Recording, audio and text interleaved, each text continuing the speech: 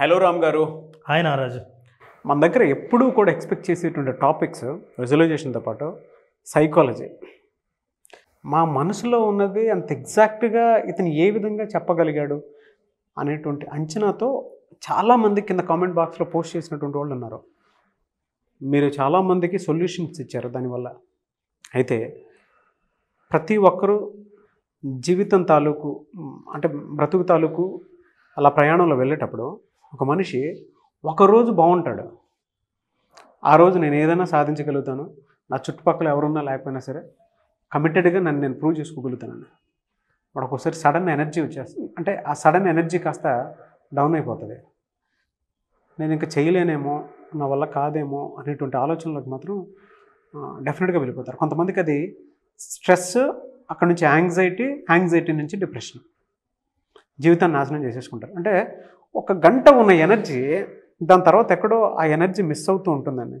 దాని నుంచి బయటపడడానికి చుట్టూ ఎక్కడెక్కడో ఏవేవో ఆలోచనలు తిరుగుతూ ఉంటాయి. అంటే నెంబర్ ఆఫ్ ఫ్యాక్టర్స్ ఇన్ఫ్లుయెన్స్ చేసి ఒక మనిషిని గుచ్చుతూ ఉంటుంది. గంట కాన్ఫిడెన్స్ ఉన్న మనిషి అరగంట తర్వాత, లేదంటే హాఫ్ డే తర్వాత, లేదంటే నెక్స్ట్ డే తర్వాత, లేదా 1 వీక్ తర్వాత సడన్ కుప్పగొలిపోతాడు. అది నిలబడాలి అని అంటే ఆ ఎనర్జీ నిలబడాలి అని అంటే ఏం చేయాలి? ఎందుకు అలా జరుగుతుంది మనకి? నిజం నారాజు, నాకు వచ్చే కేసుల్లో కూడా చాలామంది సో ఇట్లాంటి వాటినే ఎక్కువ చెప్తుంటారు. ఎందుకంటే చూడండి, చాలామంది నేను ఏదో చేయాలనుకుంటాను, వాయిదా వేస్తున్నాను, చేయలేకపోతున్నాను, ఉన్నట్టుండి కాన్ఫిడెన్స్ కోల్పోతాను. అయితే ఇవంతా ప్రాసెస్ జరిగి ఏదో ఒకరోజు ఒక చోట ఆగి చూసుకునేసరికి వయసు దాటిపోయింది, పెళ్లి చేసుకోవడం కూడా కష్టం. అవును. ఇప్పుడు జాబ్కి కూడా ట్రై చేయలేని పరిస్థితి. ఎనర్జీ అంటే ఈ ఎనర్జీని మనిషి తనకున్న ఫీలింగ్స్ని అంచనా వేసుకుంటూ ముందుకు వెళ్ళాలా వద్దా వెళ్దాము వద్దా అని అనుకునే లోపే ఆ పుణ్యకాలం కాస్త గడిచిపోతూ ఉంటుంది. అయితే అట్లాంటి వాటిల్లో చాలా కారణాలు ఉన్నా కూడా ప్రధానమైన కారణాలను మనం చర్చిద్దాం నారాజు. నెంబర్ 1 ఏంటంటే, మనిషి తను ఏం చేసినా ఈ ప్రపంచం అంగీకరించాలి. నేను చేసే పని అందరూ అంగీకరించేదే అయి ఉండాలి, లేదా అందరూ అంగీకరిస్తారన్న గ్యారంటీ ఉంటే ఆ పనే నేను చేస్తా అని మీరు ఎప్పుడైతే అనుకుంటారో మనిషి ఇలా తయారవుతారు. మాదేనమ్మా, ఎదుటి వాళ్ళ ఎక్స్పెక్టేషన్ నెత్తిన పెట్టుకుంటే ఇలా తయారైపోతారు. జాగ్రత్తగా అబ్జర్వ్ చేస్తే ఇది డిజైన్ చేసిన బొమ్మ. Seeking approval for others. ఇతరుల అప్రూవల్ కావాలని నేను చేసే పని అరే మంచి పనే చేస్తున్నావు అనకపోతే ఆ పని మీద ధ్యాస పోతుంది. నేనేదో సాధించాలనుకున్నా, నేను ఏదో చేసి చూపించాలనుకున్నా, ఎవడో ఒక మాట అంటాడు, లేదా ఇంకొకడు ఎవడో చెయ్యలేదని గుర్తు చేస్తాడు, నీవు తనకున్న బలహీనతను గుర్తు చేస్తాడు. నువ్వు ఎప్పుడైతే అందరూ అప్రూవ్ చేయాలి, ఒప్పుకోవాలి, మెచ్చుకోవాలి, ఆహ్వానించాలి అని అనుకుంటే అది ఒక పెద్ద బలహీనతగా మారిపోతుంది. పెద్ద మానసిక బలహీనత ఏంటంటే, నేను చేస్తున్నది చెబితే వీడేమనుకుంటాడో, నవ్వుతారేమో, కాబట్టి చేయకపోవడమే మంచిది, సరే తర్వాత చూద్దాంలే, వీళ్ళందరూ ఏం చేస్తున్నారో చూద్దామని. నీకు సామాజిక ప్రభావం నీ మీద విపరీతంగా ఉండి, సోషల్ ట్రాప్, ఇది పెద్ద ట్రాప్. అయితే వాళ్ళ అప్రూవల్ని కోరుకొని నువ్వు చేయాలని అనుకుంటే ఎట్లా? వాళ్ళు ఎవరు అప్రూవ్? ఎందుకంటే నువ్వు ఎదుగుతూ ఉంటే వాడు అప్రూవల్ ఇవ్వడు. వాళ్ళు ఇచ్చే అప్రూవల్ ఏదైతే ఉంటుందో, నువ్వు ఎదగాల్సిన అవసరం లేకుండా ఏది ఉంటుందో అదే అప్రూవల్ ఉంటుంది. కానీ దాన్ని బేస్ చేసుకొని నువ్వు నిర్ణయాలు తీసుకుంటే ఇలాగే తయారవుతావు. ఇలా అయినప్పుడు ఎప్పుడైతే సోషల్ అప్రూవల్ మీద డిపెండ్ అయిన మరుక్షణం నీ పరిస్థితి ఇలా అవుతుంది. Energy is drained. ఎట్లా డ్రైన్డ్? నిండుగా బకెట్లో నీళ్లుంటే నువ్వేం చేస్తున్నావు అంటే బకెట్లకి చుట్టూ రంధ్రాలు పెడుతున్నావు. ఎన్ని నీళ్లు పోసినా, ఎంత కాన్ఫిడెన్స్ ఇచ్చినా, ఎంత మోటివేట్ చేసినా, నువ్వు ఎన్ని రకాల పుస్తకాలు చదివినా, ఎన్నిసార్లు నేను జీవితంలో ఏదైనా సాధించాలని అనుకున్నా, ఈ రంధ్రాల్లోంచి నీళ్లు పోతున్నాయి. కంప్లీట్గా మనిషి ఏదైనా సాధించడానికి కావాల్సిన కాన్ఫిడెన్స్ను పూర్తిగా మొయ్యగలిగే శక్తిని కోల్పోయి మొత్తం లీక్ అయిపోతుంటుంది. Energy is drained. Energy drain అవ్వడం వల్ల క్యారెక్టరిస్టిక్స్ ఎట్లా ఉంటాయి? పొద్దున్నే లేస్తాడు, తెల్లవారిందని తెలుసుకుంటాడు, మళ్ళీ తెల్లవారిందా ఏం చేద్దామని, సరే ఏం చేయాలో ఇంకా ఐడియా రాలేదు కదా, పడుకుందాం అనుకుంటాడు. 2 గంటల తర్వాత లేస్తాడు. లేచిన తర్వాత ఏదన్నా చేయాలని అనుకొని ఆల్రెడీ లేట్ అయింది కదా అనుకుంటాడు. అసలు చేద్దాం వద్దని, ఈరోజు ఏం లేదు, ఈరోజు ఏమారం ఫ్రైడే కదా, ఫ్రెష్గా మండే స్టార్ట్ చేద్దాం అంటాడు. వాయిదా మనస్తత్వం, ఎనర్జీ లేకపోవడం వల్ల పూర్తిగా నిర్ణయాలు తీసుకోలేకపోవడం, అనుకున్నవి అనుకున్నట్టుగా ఇంప్లిమెంట్ చేయలేకపోవడం, ఇట్లాంటి బలహీనతలన్నీ అయిపోతాయి. ఇప్పుడు ఎప్పుడైతే నీకు ఎనర్జీ డ్రైన్ అయిందో, మానసికమైన శక్తి, శారీరక శక్తి బాగానే ఉంటుంది, 3 పూట్ల తింటుంటాడు, కానీ మానసికంగా శక్తి ఉండదు. మానసికమైన శక్తి డ్రైన్ అయితే ఇలాగే ఉంటుంది. కానీ ఎప్పుడు శక్తి నింపుతున్నట్లే ఉంటుంది, కానీ నీకు కారిపోయేది మనకు అర్థం కాదు. So you are draining everything. ఆ తర్వాత అది అయితేనే మనిషి he became like this, self ఎస్టీమ్ని కోల్పోయి ఇప్పుడు థెరపిస్ట్ దగ్గరికి వచ్చినా సరే అట్లే ముఖం ముడుచుకుంటాడు. సార్ అప్పుడు చెప్పడం ఎట్లా ఉంటుందంటే, నేను నమ్మరు, నా దగ్గరికి వచ్చే వాళ్ళందరూ ఇదే భాష. సార్ నా తప్పే అర్థమవుతుంది, నేను చాలా వేస్ట్ చేశాను, అనవసరంగా ఫ్రెండ్స్ని నమ్ముకొని వాళ్ళు ఏది చేస్తుంటే అది చేద్దాం అనుకున్నాను, 2-3 బిజినెస్, ఏ బిజినెస్ చేస్తానో నాకు తెలియదు, కానీ డబ్బులు ఇంట్లో ఉన్నవన్నీ అది చేస్తా ఇది చేస్తా అని అన్నీ పోగొట్టాను, కానీ ఎక్కడా సక్సెస్ కాకపోయేసరికి నా మీద నాకే నమ్మకం పోయింది, అందుకే ప్రయత్నాలు చేయడం మానేశాను. ఇప్పటికి 5 ఏళ్ళు అయింది సార్, ఏమి చేయట్లేదు సార్, ఇప్పుడు మీ దగ్గరికి వచ్చాను. ఇంకొక ఎగ్జాంపుల్ కూడా గుర్తొస్తుందండి. కొంతమందికి అంటే ఏదైనా రిలేషన్షిప్లోకి వెళ్ళకముందు, ట్రస్ట్ షిప్లోకి వెళ్ళకముందు చాలా బలంగా ఉంటారు మానసికంగాను అండ్ దాంతోపాటు కాన్ఫిడెన్స్ పరంగా చూసుకున్నా కూడా. ఎప్పుడైతే మనిషి డిపెండెన్సీ నేచర్ మీదకి వెళ్ళిపోతూ ఉంటాడో, మీరు మీ హస్బెండ్ మీద డిపెండ్ అయినా, మీ ఫ్రెండ్ మీద డిపెండ్ అయినా, మీ బిజినెస్ పార్ట్నర్ మీద డిపెండ్ అయినా, over a period of time ఆ డిపెండెన్సీ లెవెల్ ఎలా పెరిగిపోయి ఉంటుంది అని అంటే, సాలెగూడు ఏ విధంగా అయితే పెరిగిపోయి ఉంటుంది అంటే ఆ ట్రాప్లో నుంచి బయటపడలేం. మళ్ళీ వాళ్ళు బయటికి తీసుకొస్తే తప్ప వీళ్ళు బయటపడలేని పరిస్థితి. బాబు ఎందుకు ఇలా చేసేవారా అంటే, నేను నమ్మాను అంతే. ఎందుకు ఇలా జరిగిందిరా నాయన, ఎందుకు ఇలా చేసుకున్నావు, నీ హిస్టరీ చూస్తేనేమో బయట అన్ని అచీవ్మెంట్స్ ఉన్నాయి, అది వాళ్ళ వల్ల కాదు కదా, నీ సోషల్ స్ట్రెంగ్త్ నీ స్ట్రెంగ్త్ కదా అని అంటే నమ్మాను అంతే. ఇప్పుడు నాకు ఎనర్జీ సరిపోవట్లేదు. ఇప్పుడు నన్ను నా దగ్గర అంత ఉన్నా కూడా వాళ్ళు లేకుండా నేను చేయలేను. Emotional damage.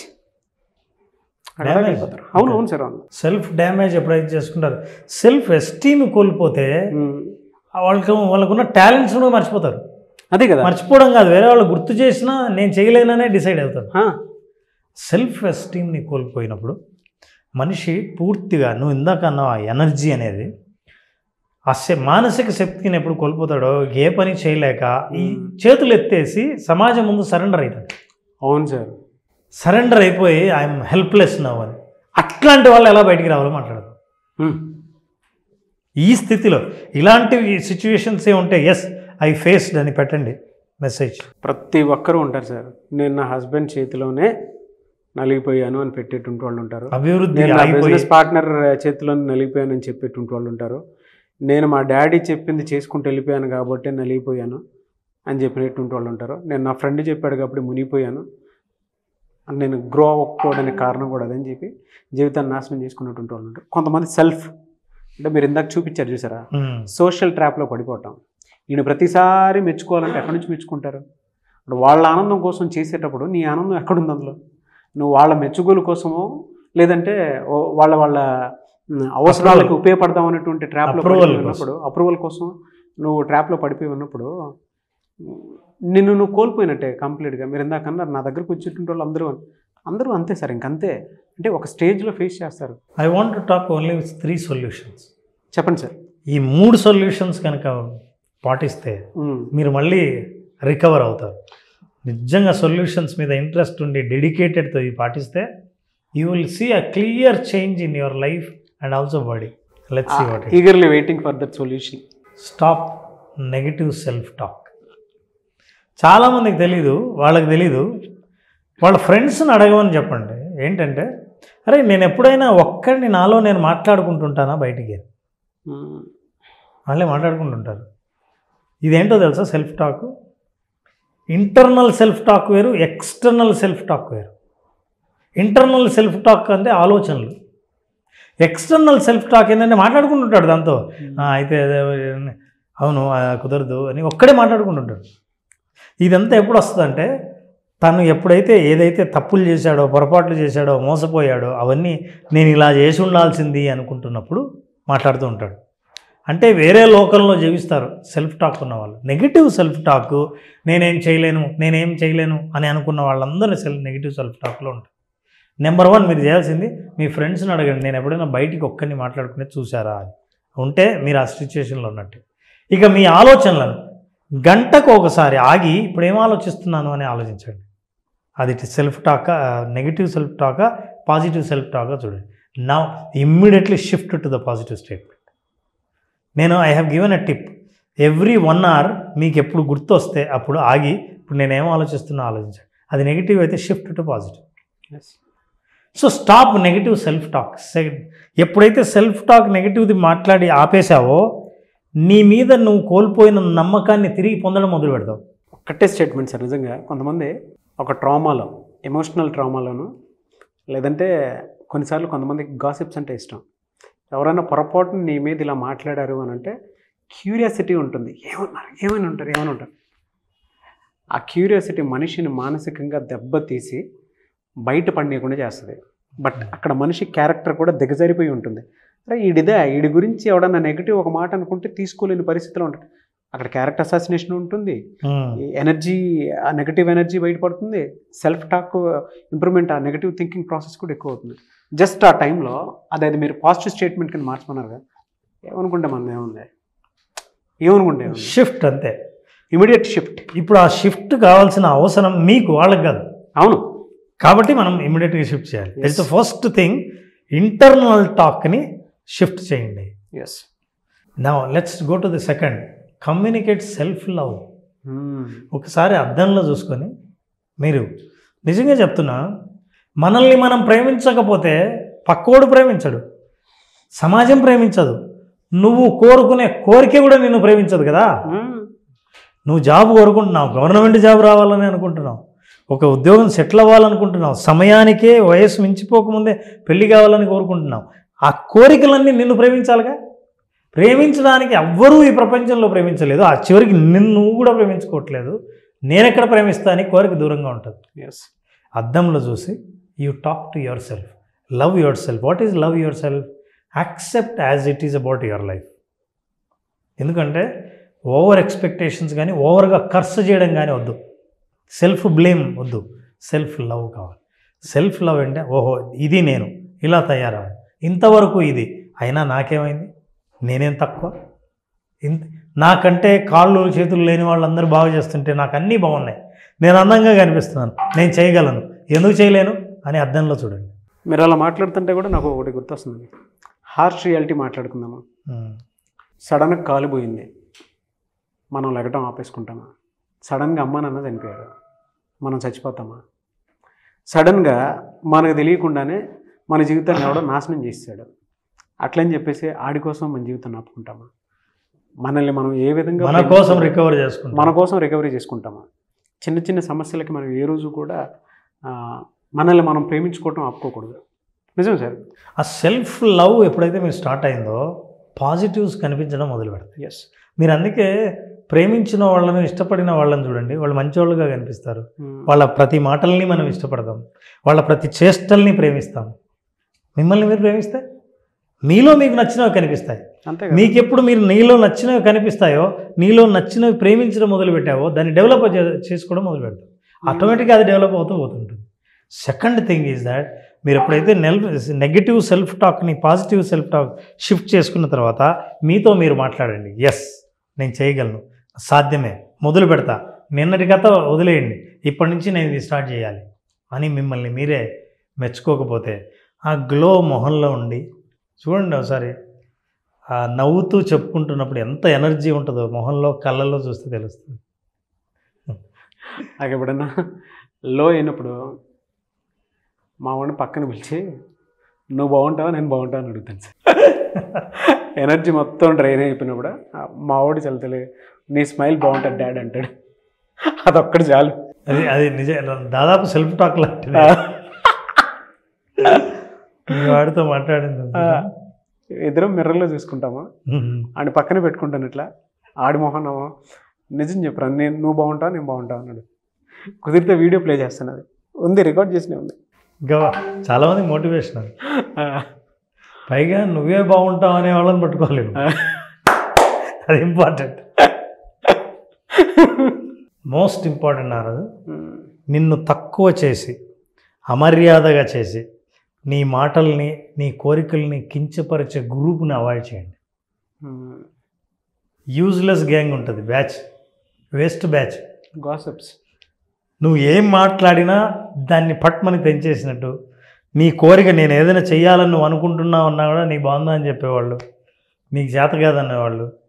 అరే జోక్ లాగా అంటుంటారే, ఆ జోకే నీ మైండ్ చాలా సీరియస్గా తీసుకుంటా. ఈ బ్యాచ్ వల్లే ఉంటుంది సార్. అసలు పల్లెటూరులో చూస్తే ఒకప్పుడు అరుగులు ఉండేవి, దాని తర్వాత రోడ్ల మీదకి వచ్చారు గ్రూప్ ఆఫ్ పీపుల్, వాళ్ళ గాసిప్స్ని ఇంట్రెస్ట్గా ఎంజాయ్ చేస్తారు. తర్వాత అవును, మన కోచింగ్ ఇన్స్టిట్యూట్లో స్టూడెంట్స్ని చూస్తాం, ఒక గ్రూప్ ఆఫ్ పీపుల్ వాళ్ళకా గాసిప్స్ కావాలి. ఆఫీస్లో కొంతమంది ఉంటారు గ్రూప్ ఆఫ్ పీపుల్, వాళ్ళు కూడా ఇదే కావాలనుకుంటారు. ఈడు ఎలా ఉంటాడో ఈడికి ఒక క్లారిటీ ఉంది.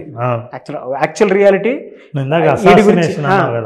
ఈడి గురించి పక్కనోడికి కూడా తెలుసు, కానీ పక్కనోడు అది చెప్తాడా? పక్కనోడు ఈడు లేనప్పుడు చెప్తాడు. కానీ ఈడు ఆ 10 మంది మాట్లాడుకునే దాంట్లో మాత్రం ఒక్కొక్క నెగిటివ్ టాక్ మాట్లాడేసి రాయి వేసేసి కామకు కూర్చుంటారు. ఇది తెలియని విషయం ఏంటంటే ఫస్ట్ ఈయన వేసుకుంటారు, వెళ్ళిపోయిన తర్వాత వాళ్ళు వేసుకుని స్టార్ట్ చేస్తారు. అలాంటి వాళ్ళకి మాత్రం దూరంగా ఉండండి, అంతే కదా సార్? అట్లాంటి వాళ్ళకి దూరంగా ఉండటం వల్ల ఏంటంటే అసలు నిన్ను ప్రతిసారి ఎగతాళి చేస్తున్నప్పుడు ఏంటంటే ఇంటికి వచ్చి నీకు ఎనర్జీ లేకపోవడానికి కారణం ఏంటంటే నువ్వేంటో నీకే గుర్తు చేసే ప్రయత్నం చేస్తారు వాళ్ళు. అవును, కానీ అది నువ్వు కాదనే సెల్ఫ్ టాక్లో తెలుస్తుంది. తెలుసుకొని వాళ్ళని అవాయిడ్ చేయడం వల్ల అట్లాంటివి చెవినపడకపోవడం వల్ల నీ మాటలే నువ్వు విని నిన్ను నువ్వు మోటివేట్ చేసుకుని నువ్వేం చేయాలనుకున్నా సరే నిర్ణయానికి ఆ పనికి కట్టుబడి ముందుకెళ్తావు. ఈ 3 పనులు మీరు చేయండి. ఎస్. కుంగిపోయిన వాడు, అడుగున ఉన్నవాడు కూడా లేచి కూర్చుని నేను ఎందుకు చేయలేను అని అంటాడు. 10 మందికి నేను ఎట్లా పైకి వచ్చానో చెప్తాడు. ఇదంతా బాగుంది సార్. అంటే ఇప్పుడు అవాయిడెన్స్ ఉంది కదా, మనం ఒక సోషల్ ట్రాప్లో ఉన్నప్పుడు సార్ కొంతమంది గాసిప్స్కి నా గురించి ఏమనుకుంటున్నారో, నెగిటివ్ అనుకుంటున్నారేమో అనుకునేటువంటి భావన ఉంటుంది చూసారా, అది ఎక్కువ వినడానికి ఇంట్రెస్ట్ చూపిస్తారు. అవాయిడ్ చేయలేరు, ఇన్స్టెంట్గా అవాయిడ్ చేయలేరు. కొంతమంది గాసిప్స్ ఇష్టం, కొంతమందికి నెగిటివ్ సెల్ఫ్ టాక్ ఇష్టం. ఇంకొంతమంది ఏం చేస్తారంటే మీరు ఇందాక సెకండ్ చూపించారు కదా, సెల్ఫ్ లవ్లో కంపేర్ చేసుకొని సగం జీవితాన్ని నాశనం చేసేసుకుంటూ ఉంటారు. వాళ్ళల్లో ఉన్న క్వాలిటీని కూడా మర్చిపోతూ ఉంటారు. బట్ ఇమీడియట్ షిఫ్ట్ అయితే వాళ్ళకి కావాలి. సో దానికి మెంటల్ ప్రిపరేషన్ ఎలా ఉండాలి? నాగరాజు, ఇంతవరకు మనం చూపించిన ఈ సిచ్యుయేషన్స్లో మనిషి వర్స్ట్ సిచ్యుయేషన్లోనే ఊహించుకుంటుంటాడు. చెడిపోయినట్టు, ఇక బాగులేనట్టు, భవిష్యత్తు లేనట్టు, ఇవన్నీ. ఈ పరిస్థితులన్నిటి నుంచి బయట వేసే ఒకే ఒక అద్భుతమైన సాధనం ఏంటంటే విజువలైజేషన్. ఈ విజువలైజేషన్ ఏం చేస్తుందంటే మనిషిని గట్టున వేసి ఆ బురదలోంచి బయటికి తీసుకొచ్చి ఒక స్విమ్మింగ్ పూల్లో వేస్తుంది. శుభ్రమైన వాటరు తను శుభ్రం చేసుకోవడానికి పనికి రావడమే కాకుండా తను స్నానం చేసి ఫ్రెష్గా బయటకు వస్తాడు. విజువలైజేషన్ ఏం చేస్తుందంటే నువ్వు కోరుకున్న స్థితిలో నిన్ను ఉంచుతుంది. ఉంచినప్పుడు బాడీలోని ప్రతి కణం నువ్వు ఏ స్థితిని కోరుకున్నావో ఆ స్థితిని రికార్డు చేసి రిజిస్టర్ చేస్తాయి. రిజిస్టర్ చేసిన ఆ స్థితిని మళ్ళీ రీప్లే చేస్తుంది లైఫ్లో. అప్పుడు నువ్వు సాధిస్తావు. సో విజువలైజేషన్ ఏం చేస్తుందంటే భవిష్యత్తు స్థితికి, నువ్వు కోరుకున్న స్థితికి ఎటువంటి సామాజిక ప్రభావాలకు గురి కాకుండా నువ్వు ఏది అనుకున్నావో దాన్నే చూడగలిగినప్పుడు నీకు కాన్ఫిడెన్స్ వస్తుంది. నలుగురు నిన్ను డిస్రెస్పెక్టింగ్గా మాట్లాడినా సరే నువ్వు పట్టించుకో, నీకు తెలుసు నీ భవిష్యత్తు ఏంటో. నువ్వు ఎక్కడికి వెళ్ళాలనుకుంటున్నావో నీ నిర్ణయం గురించి నీకు తెలుసు. సో విజువలైజేషన్ ప్రాక్టీస్ చేయడం ద్వారా లైఫ్ పట్ల క్లారిటీ రావడమే కాకుండా తను ఎలా ముందుకు వెళ్ళగలడో దాని నిర్ణయం పట్ల ఏ యాక్షన్ తీసుకోవాలో తనకు ఆ యాక్షన్ పట్ల కూడా immediately you can take next step తీసుకునే మోటివేషన్ కూడా విజువలైజేషన్ ద్వారా దొరుకుతుంది. సో దీన్ని ఇట్లా సాధించడం వల్ల ఈ మనం మాట్లాడుకున్న ఈ సైకాలజీ టాపిక్లో విజువలైజేషన్ అన్నది కూడా హెల్ప్ చేసి భవిష్యత్తు నేనేమనుకున్నానో నేను చూడగలనన్న నమ్మకాన్ని, సెల్ఫ్ ఎస్టీమ్ని పెంచగలిగే శక్తి విజువలైజేషన్లో ఉంది. మీలో ఉన్న కాన్ఫిడెన్స్ని బయటకు తీసేటువంటి ఒకే ఒక్క tool visualization. Thank you so much Ram garu. Thank you Nagesh.